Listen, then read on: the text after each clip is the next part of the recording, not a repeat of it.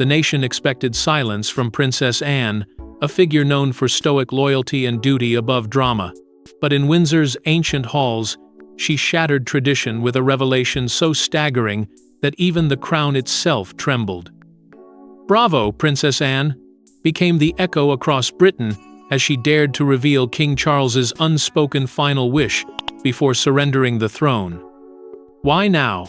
Why her?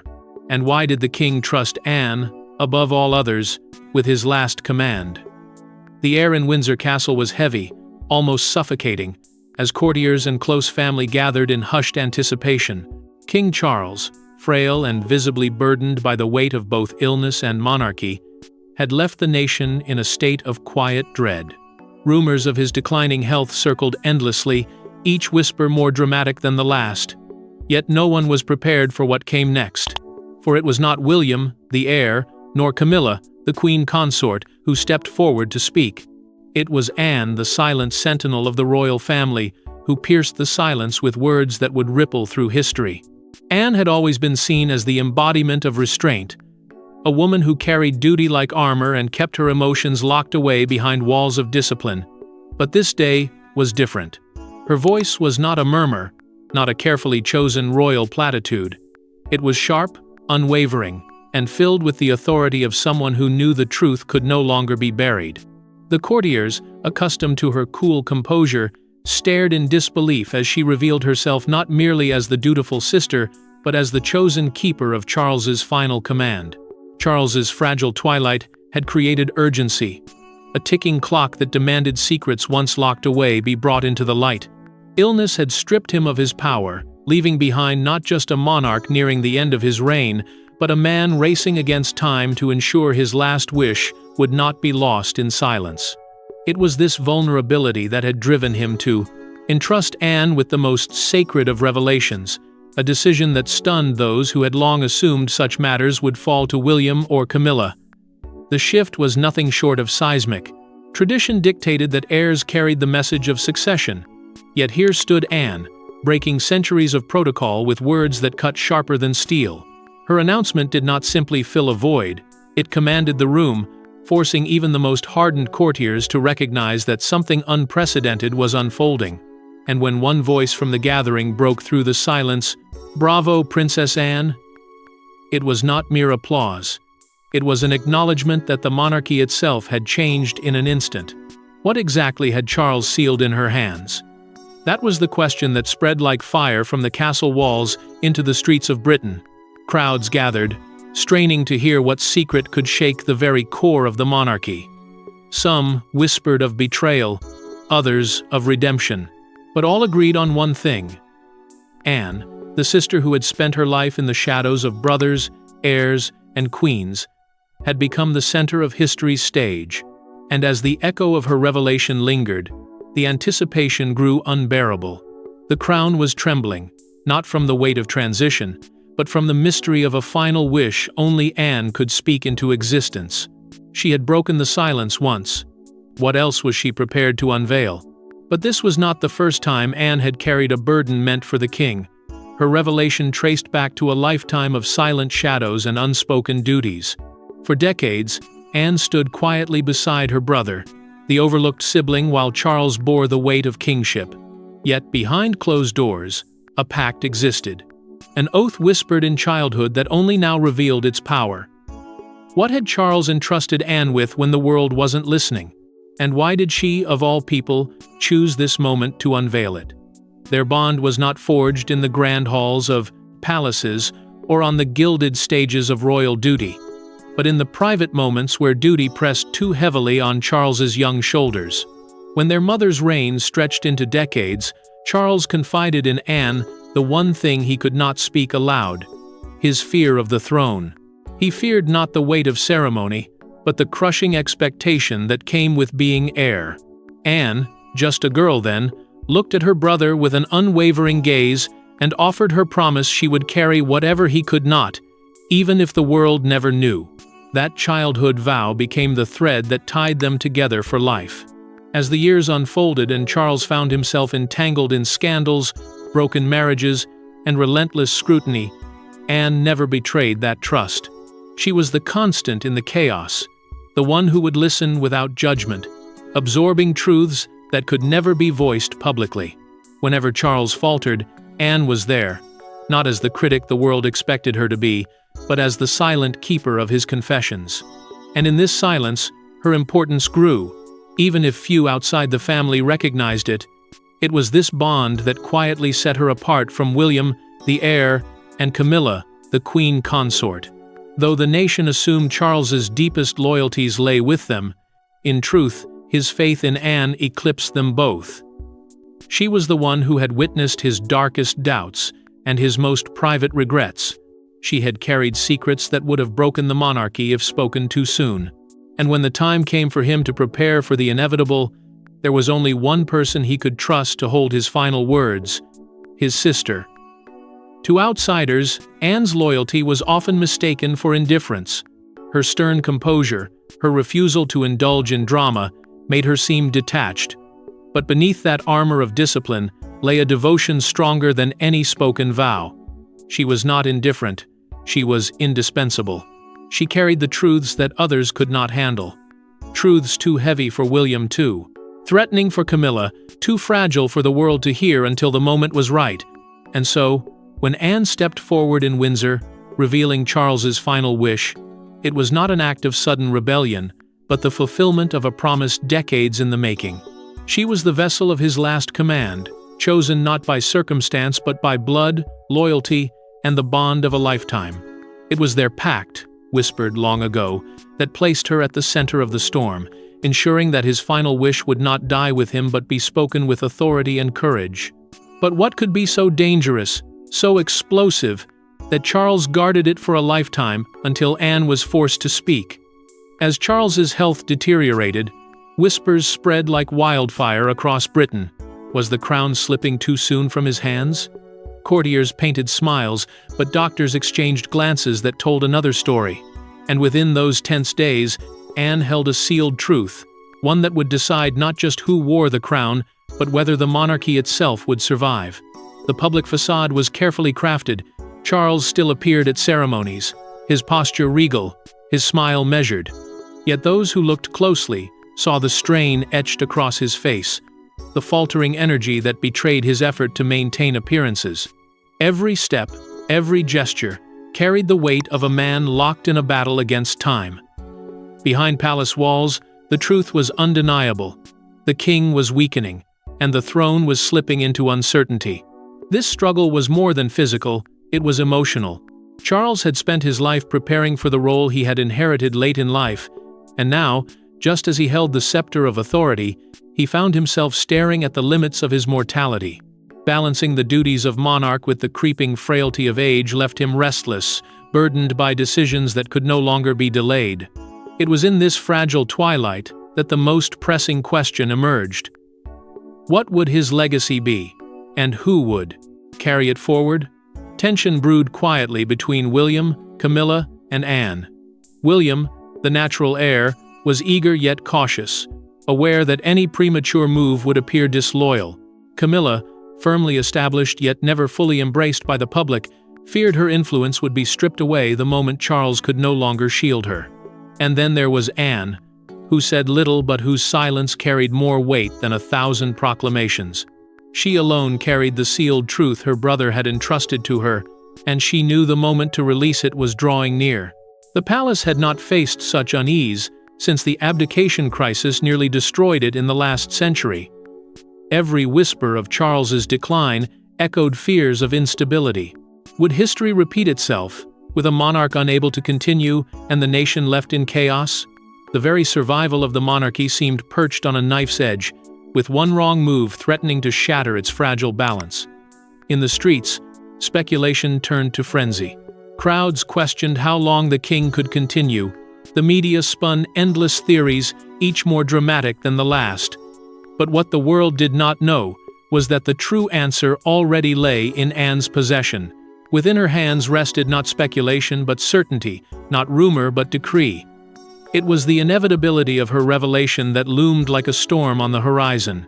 Every passing day made it clearer that silence could not last. Charles's strength was fading, and the monarchy could not stand still. What Anne carried was not just her brother's wish, but the key to the crown's future. The world braced unknowingly for the moment when her voice would break the silence and change history forever. And then came the moment that ripped through history, the unveiling of Charles's final wish, spoken through Anne's unwavering voice. The room fell silent. Gasps echoed. Some wept, others raged. With her eyes burning with duty, Princess Anne revealed the final command of King Charles, a wish so controversial it split the monarchy in two. No one expected these words. No one dared imagine this choice. But Charles had made it clear his last act as sovereign would rewrite royal destiny. Anne's voice did not waver. Every syllable carried the weight of a dying king's truth, spoken not in secrecy, but with the authority of finality. The words she read struck like thunder. Charles did not intend for the crown to pass in the way the nation had always assumed. Whether by stripping Camilla of her place, elevating Catherine to a role beyond precedent, or binding Anne herself as guardian of the throne, his decree was unmistakable. He was dismantling tradition with his final breath, and the monarchy stood shaken to its core. William's face bore the brunt of the revelation. The heir who had spent his life preparing for inevitability now found his world collapsing in an instant. Beside him, Catherine's composure cracked as she grasped the meaning of Charles's last command. Whether it lifted her to unexpected power or plunged her family into chaos, it was a truth she had not been prepared to hear.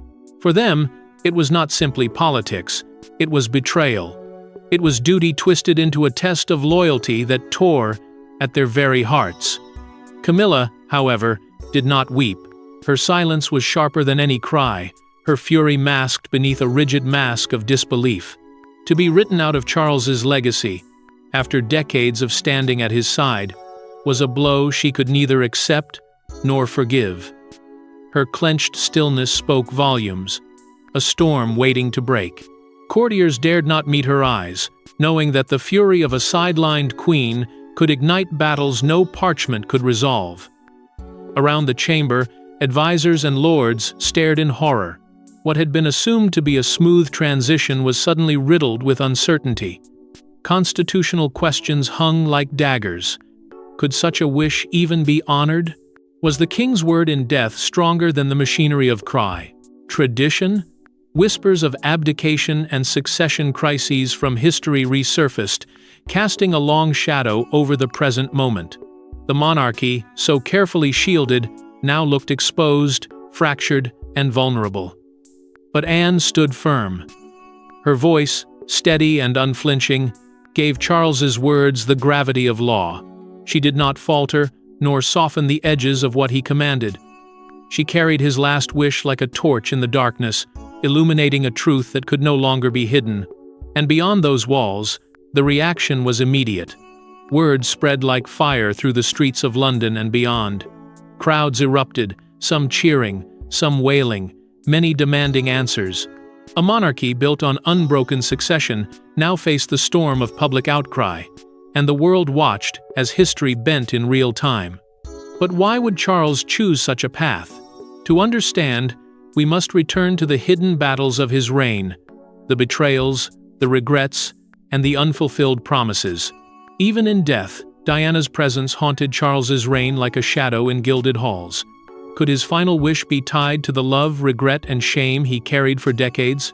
Anne's revelation suggested so, pulling Diana back into the heart of the monarchy as though she had never left. Was the people's princess still shaping Britain's destiny from beyond the grave? Charles's crown was never free from the weight of Diana's memory. Every state visit, every public address, every carefully staged photograph carried with it the unspoken reminder of a woman who had captivated the world in ways no monarch could rival. For all his titles and duties, Charles lived beneath the specter of her legacy. He carried a guilt that seemed to seep into every decision. Guilt for the fractured marriage, guilt for the pain that ended in tragedy, guilt for a loss that turned the public against him, even before he could reign. That remorse was never erased. It became part of him, shaping the man behind the throne. Anne understood this, better than anyone. She had watched her brother wrestle with ghosts in private moments, seeing the sorrow that no proclamation could hide. She knew that Charles, for all his resilience, had never untangled his heart from Diana's memory. And it was that unspoken truth, more than any political calculation, that made his final wish so striking. Anne's voice, steady yet tinged with sorrow, hinted that what Charles left behind was not simply an edict of succession. It was an attempt at redemption, a last effort to honor Diana in a way he could not while she lived.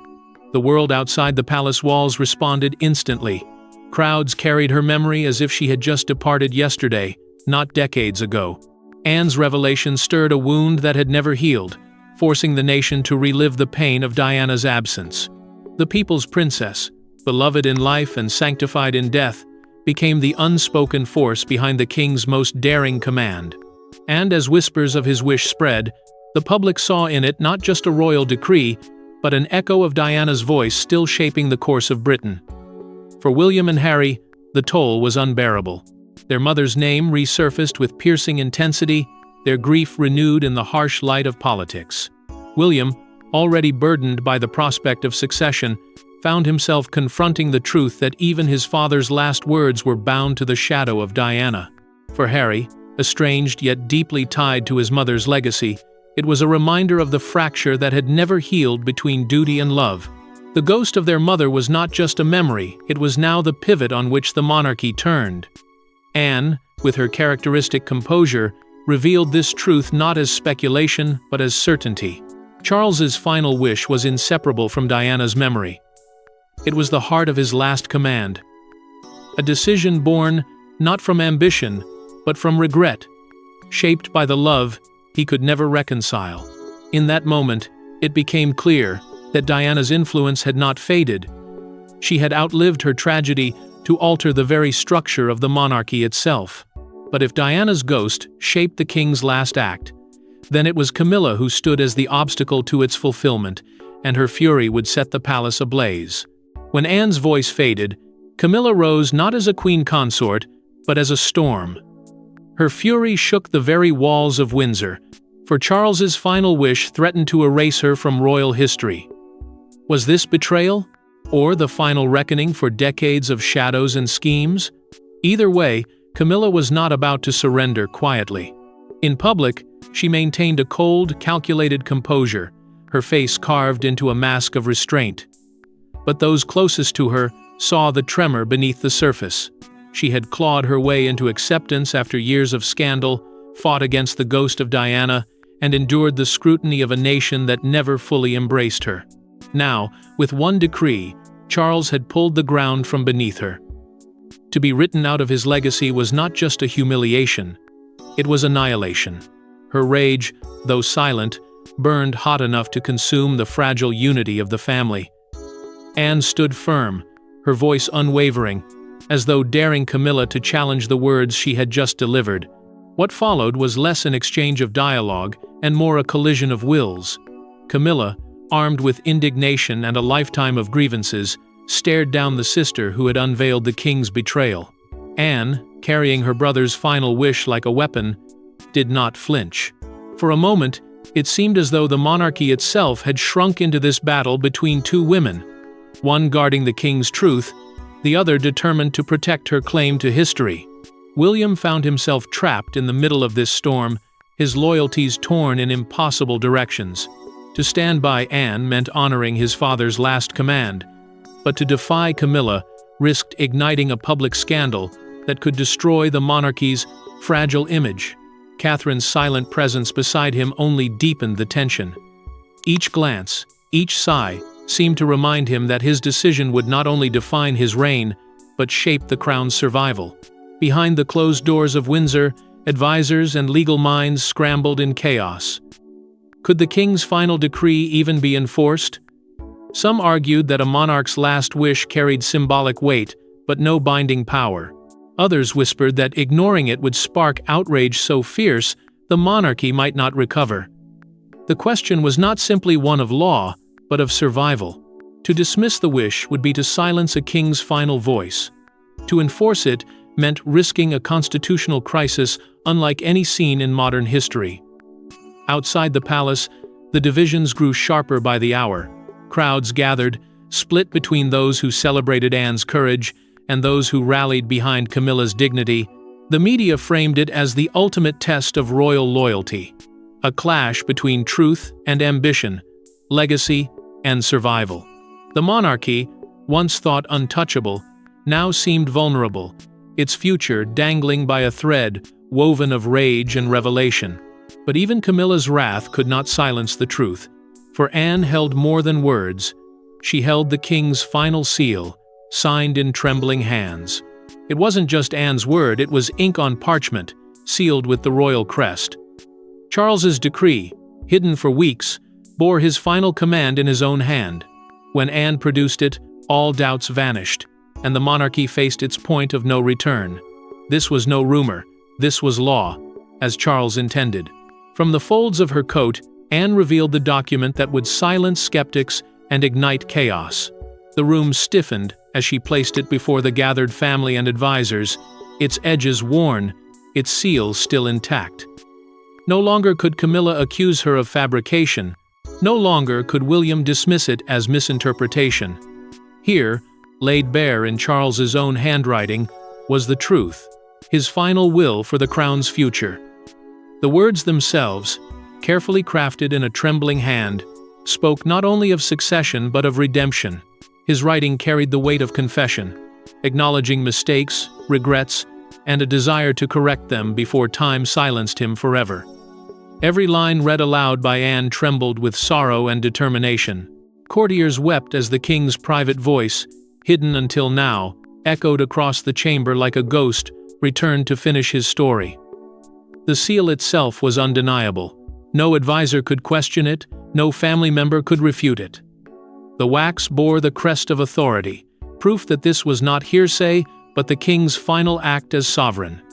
It shattered arguments in an instant.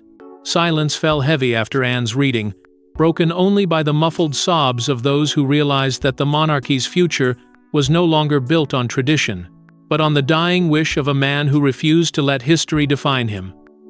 Legal minds, summoned quickly, struggled to comprehend the implications. Could the king's private decree supersede centuries of precedent? Some insisted that the document was merely symbolic, a personal testament of a dying man. Others argued it was binding, a final command that the crown itself was duty-bound to follow. The debate split the room, sharpening the already deep fractures within the family. Beyond the castle walls, the frenzy erupted like wildfire. News of the handwritten decree spread through London and across the nation. Crowds gathered at gates, demanding clarity. Was William still heir in full? Has Camilla been erased from history? Was Catherine elevated in ways no queen before her had been? Every rumor, every headline only heightened the frenzy. The monarchy's silence was no longer possible. The king's final decree had forced it into the storm. And yet, the most unsettling truth was not in the words themselves, but in what they would unleash. Parliament, already uneasy, now faced the prospect of a monarch's dying wish colliding with constitutional law. The battles that began in the palace would soon spill into the halls of government, where tradition and legality would clash with the raw emotion of a grieving nation. And as Parliament braced for chaos, the nation looked to William. Would he obey his father's last wish, or defy the very man who raised him? The weight of the crown crushed down upon William before it even touched his head. To obey meant betraying his heart. To resist meant defying his father's dying command. Standing between Camilla's wrath and Anne's loyalty, William's breaking point became the moment Britain feared most. A prince torn apart in front of the world. The decree had been read. The seal had been shown. The truth could no longer be denied. Yet William, heir to a kingdom built on unbroken tradition, now faced the cruelest of choices. His father's final wish, clear and deliberate, forced him into a corner where duty and love no longer walked the same path. In his eyes burned the conflict of a son who wished to honor his father, and a man who feared losing everything he held dear. His silence was heavy, his breaths shallow, and the entire nation waited for a word that would decide its destiny. Inside him, two loyalties collided with devastating force. On one side stood Catherine, the woman who had walked every step of life's journey with him, who carried the dignity of the crown as if it were woven into her soul. His love for her was unwavering, his instinct to protect her unshakable.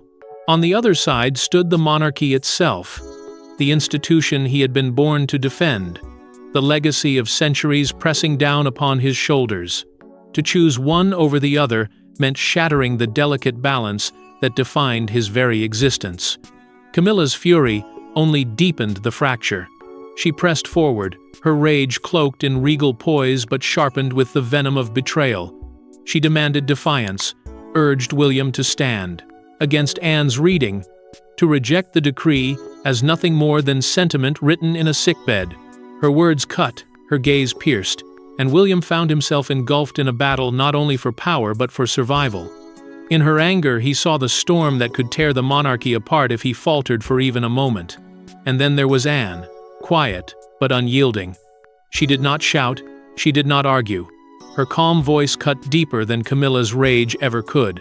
This was his command, she told William, her eyes locked on his.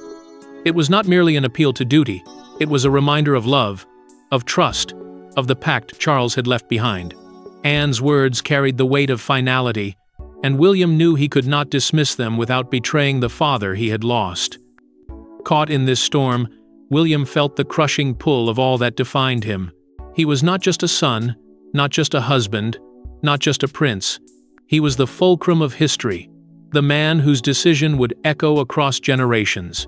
The burden threatened to break him, yet he knew that silence could not endure. A choice had to be made, and once spoken, it could never be taken back. The crown was not a prize, it was a curse demanding sacrifice. And when William finally spoke, his voice trembled not with weakness, but with the power to end centuries of silence. The final moment came not with the grandeur of coronations past, but with the raw, unshakable truth of Charles's last wish echoing across the world. Anne stood steady. William bowed his head, and the crown passed as Britain held its breath. Yet one question remained. Had Anne truly revealed everything, or does the monarchy still hide secrets too dangerous to expose? William, after nights of torment, at last gave his answer not through fiery proclamation, but in the quiet gesture of acceptance. He placed his father's final decree above his own hesitation, bowing not just to the weight of tradition, but to the truth Charles had left behind. Yet there was a subtle shift in his choice. He honored the essence of his father's will, but reinterpreted it in a way that gave him room to breathe, to shape the future on his own terms. It was both obedience and defiance, the delicate balance of a prince becoming a king. At the center of this storm remained Anne, unshaken, the moral anchor of the crown. She had carried the secret longer than anyone, held it close until the moment demanded its unveiling, and then spoke with clarity when others would have faltered. In her, Britain saw not just a dutiful sister, but the living embodiment of loyalty and courage. Without her, the truth would have been buried. With her, the monarchy survived its greatest test of honesty. Camilla, once so fierce in her wrath, sat in silence now, her voice reduced to whispers that carried no power. The weight of Charles's decree had erased her from the center of the stage she fought so long to stand upon. She did not collapse, she did not rage. But her quiet was its own admission of defeat, the acceptance that history would not remember her as she had once dreamed. In her stillness, the monarchy turned its gaze away, leaving her to fade into the background of a new era. Outside palace walls, the world reacted in ways as divided as the decree itself. Some celebrated William's acceptance as a symbol of renewal, a bridge between past mistakes and future hope. Others wept for the betrayal they felt toward tradition, insisting that the crown had been warped by personal regret and hidden guilt. Britain stood united in watching, yet fractured in belief. Relief mingled with heartbreak, reverence clashed with outrage, and the monarchy, as ever, stood at the mercy of its people's emotions. The symbolic passing of the crown carried with it both closure and haunting ambiguity. The golden orb, the scepter, the oath, all felt diminished in comparison to the unseen weight of Charles's final words. For while William might have accepted, the question remained, whether the king's full truth had ever truly been spoken. What Anne chose to reveal shaped the world. What she chose to withhold might one day shatter it again.